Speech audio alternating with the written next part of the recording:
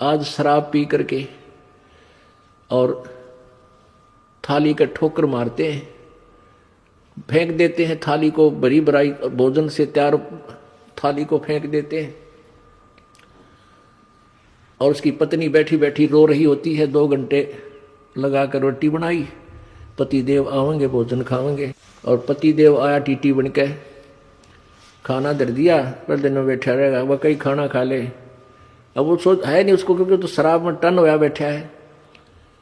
फिर वो ये कहेगी तो मत पिया कर, रोज पी का, आपने शर्म नहीं आती। बस इस बात से वो टीटी फिर चिढ़ जाता, थाली फेंक दे, पत्नी ने भी कूट दे, टीवी भी फोड़ दे, यानी पता नहीं क्या नुकसान कर दे। अरे वो कुत्ता बन गया वो दुष्ट आत्मा। अब कुत्ते की योनि पाके कहाँ बैठा गली में, और सारी रात भौंके, क्यों उसमें ऐसी नेचर दे दी भगवान ने। सारी रात भौंकते भौंकन से उसको भूख लगा है। सुबह उठकर फिर कहाँ जाता है, वो रसोई की तरफ सरकता है, किसी के दरवाजे को खुला देखकर रसोई की तरफ भागता है, क्यों मैं कहा उसने अन्न की। अब उस लाट साहब ने कौन जान देगा रसोई में, कोई मारे लठ टांग के ऊपर लाग गया। आध घंटे तक रोए, बाहर गली में खड़ा हुआ ट्या ट्या, और फिर दूसरे घर में सरका धीरे धीरे, हो सकता है उसके बाग में वहां लठ मिला या टूक मिला।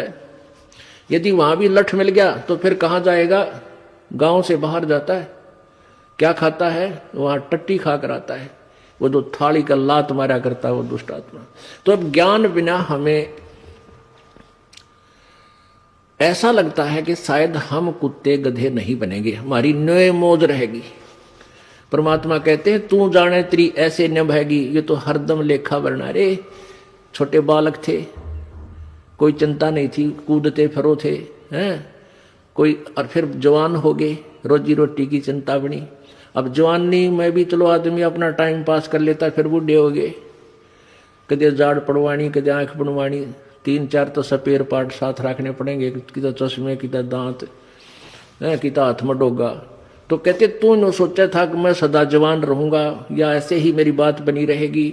नहीं, ये तो एक सांस सांस का अकाउंट तेरा प्रतिदिन हो रहा है, और एक दिन ऐसा होगा आप शरीर छोड़कर जाओगे, अवश्य जाओगे, ये तो पता है। और फिर जिन्होंने पुण्य नहीं किए, सतगुरु का संग नहीं किया, वो फिर 84 लाख योनियों में धक्के खाएंगे।